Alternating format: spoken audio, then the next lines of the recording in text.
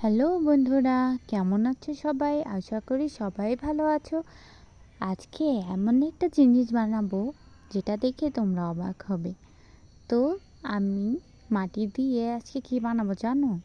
আজকে এটা হচ্ছে মাটির কাঁটা। তো এই কাঁটা কে কে ব্যবহার করো অবশ্যই জানাবে তো।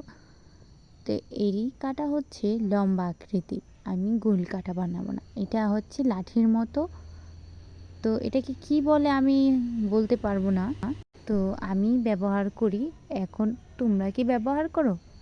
তো আমি একটা কাঠির সাহায্যে এটা মাটি দিয়ে সুন্দর করে মুড়িয়ে নিয়েছি।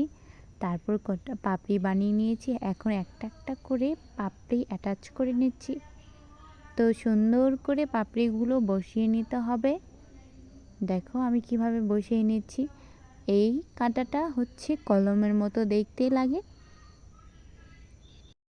তো ভালোভাবে ফিনিশিং দিতে হবে, না হলে ভেঙে যাওয়ার সম্ভাবনা থাকে। তো আমি ভালো করে এটাকে সুন্দর করে অ্যাটাচ করে নিচ্ছি মাটির সাথে। এখন আমি এটাকে রোদে শুকিয়ে পুড়ে নেব, তাহলে এটা অনেক শক্ত হবে, কখনোই ভাঙবে না। এটার মধ্যে লাঠি আছে, আরও ভাঙবে না। তো আমি এখন রোদে শুকাতে দেব, তারপর আমি পরে দেখাবো।